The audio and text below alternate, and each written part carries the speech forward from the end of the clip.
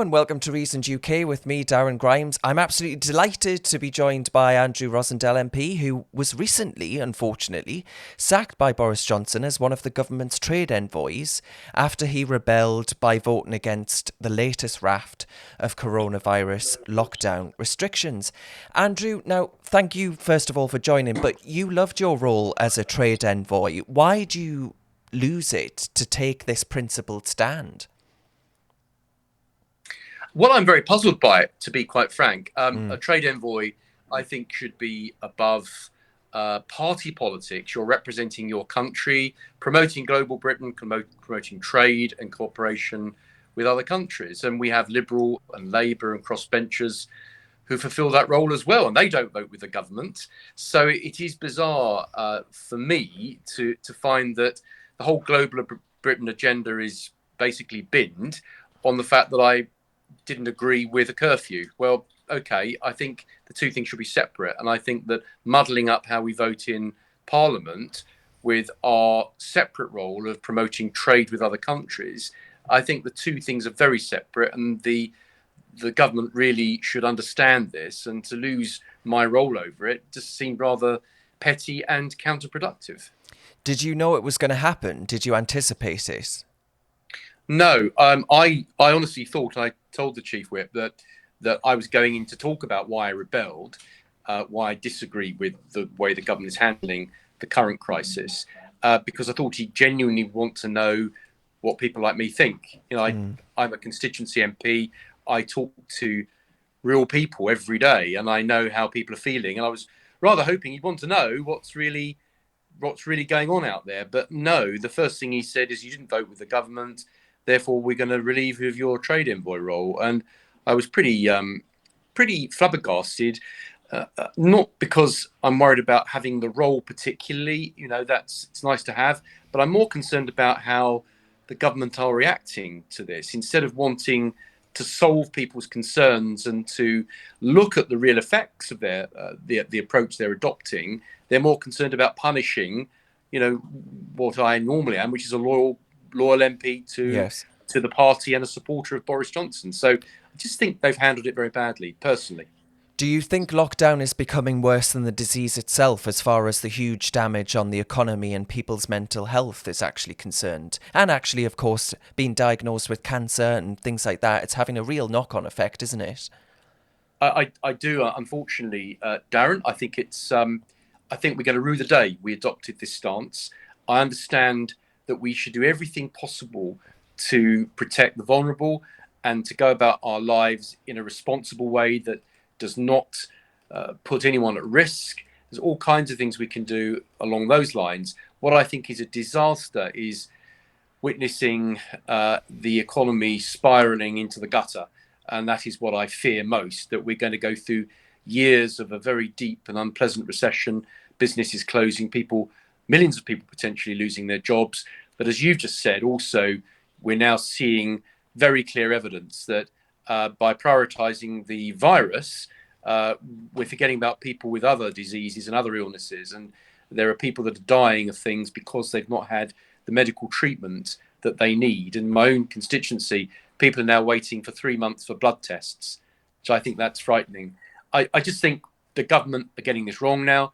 And I think for us as a party, we're going to suffer very badly unless we realise that the public mood has changed now. People, as I said to the chief whip in my statement yesterday, I believe that we should keep calm and carry on. That's the British way.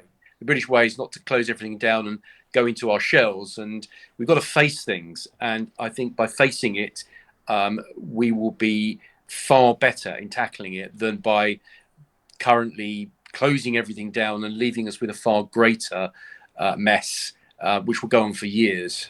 Well, especially given the state of the economy. I mean, yesterday, official stats from the ONS, the Office for National Statistics, revealed that UK government borrowing rose to the highest level on record in the first half of the fiscal year. Now, Andrew, we now know the sheer scale of the debt burden that this country is facing. And, it's going to be the next generation that are paying that off and have that burden to carry on their shoulders for the rest of their working lives. I wonder, what's your message to those young people? Because, as you say, government strategy at the minute is putting a real burden on their shoulders. Well, we're giving them a huge burden for the future.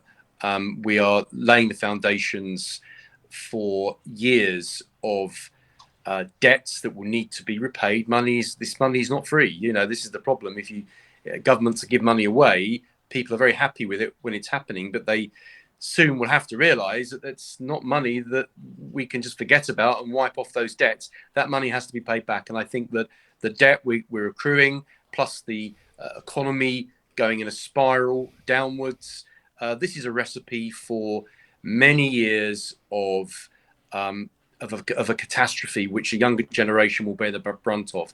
So I think that we need to get the balance to this, and at the moment we're not getting the balance right.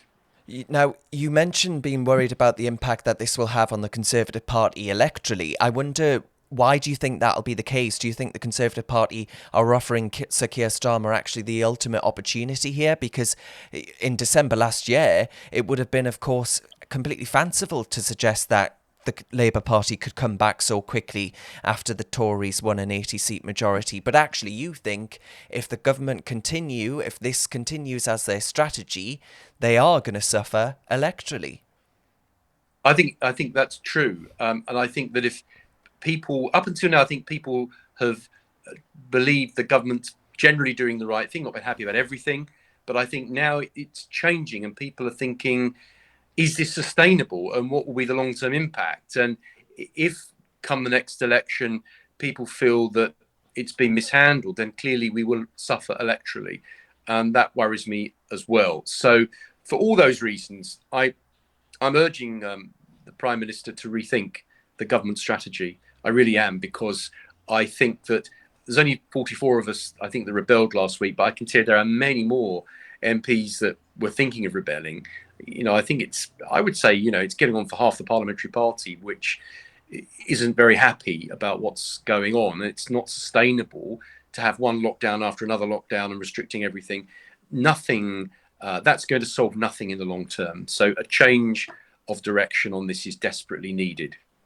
I mean, finally, Andrew, what would be your message to the Prime Minister and his advisors on this after, you are, as you say, someone that has loyally supported him for many years and actually backed him for the leadership and, will continue to do so. You clearly do believe he's the best man for the job and a good Prime Minister, but he's just going a little bit wrong when it comes to our response to coronavirus. So what would your message be to him, your plea to the Prime Minister? My plea to him is to get the balance right. The balance is not right at the moment. We have to let everyone get on with their lives. We have to get the economy working again. We have to allow people to use judgment and common sense.